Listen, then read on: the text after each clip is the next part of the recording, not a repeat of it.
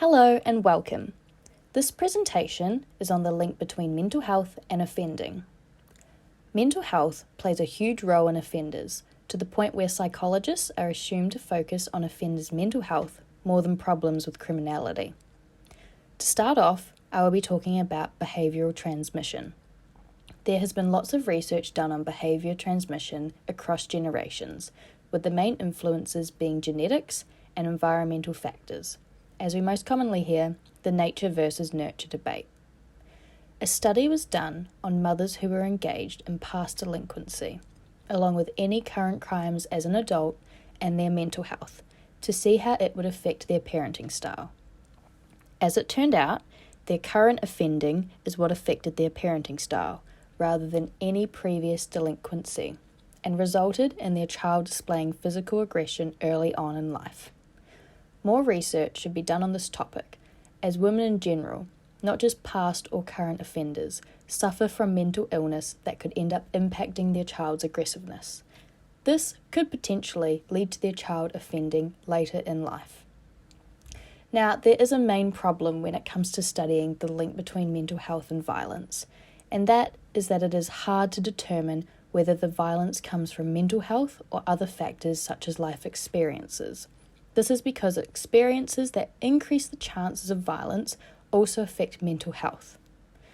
Research has shown that a great deal of the risk factors for both mental illness and violence are similar.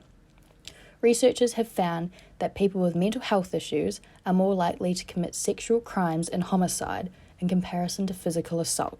This lines up with the deviance hypothesis. But what is the deviance hypothesis? According to the deviance hypothesis, criminals who don't offend often, but instead commit more severe acts of violence, are more prone to struggle with mental illness, compared to criminals who commit more frequent crimes, but not severe acts of violence. But is there an exception to the deviance hypothesis? The deviance hypothesis does not line up with women offenders with mental illness and assault. Women offenders that assault men are more prone to being mentally ill in comparison to male offenders that assault another male. An explanation for this could be because mentally ill individuals have poor judgment, therefore making them more likely to act in risky and harmful ways. It is known that generally men are stronger and more likely to engage in aggressive behaviour than women, making it riskier for women to assault men. Therefore, those who act in risky and harmful ways are more likely to be mentally ill.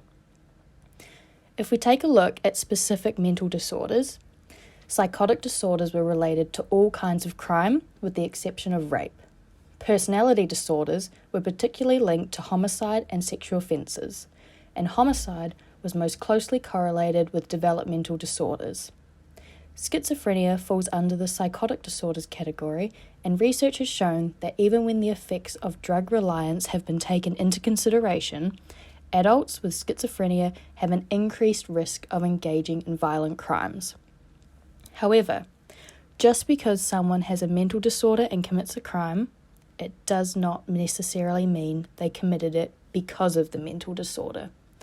Other factors also need to be taken into consideration.